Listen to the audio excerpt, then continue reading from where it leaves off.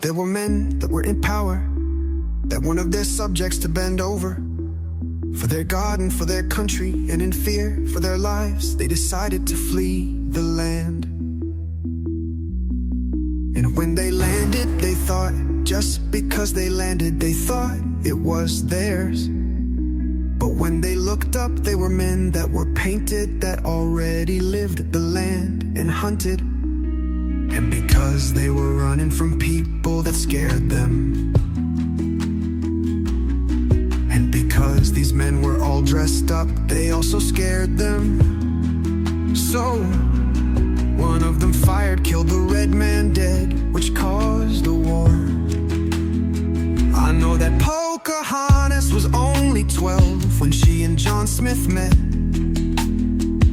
And I know that the people who come in fear became known as settlers.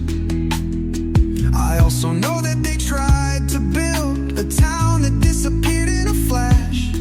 Oh, they left in the sand was the name, Croatoan. Someone asked the chief if there was a second party. From what I understand, everyone wore powdered wigs of the times. And for some reason, if you were tardy, you were still allowed to give thanks.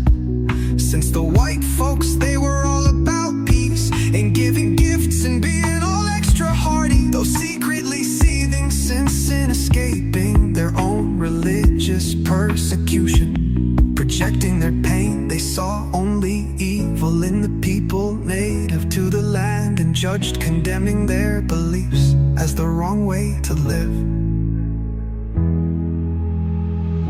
As history tells us of a colony that was cursed, and I think they disappeared because of what they tried to do.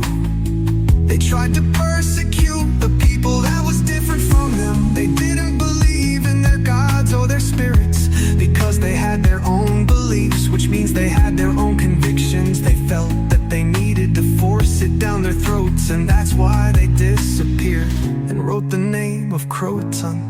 And if you really dig, you'll find that Chief Powhatan, who we know was supposedly Pocahontas' father. I really didn't know this until today, that he had an unprecedented attack against the first colonists in Chesapeake Bay. And there is a rumor there was a massacre, and that there were people living among the Indians that were clothed of English attire.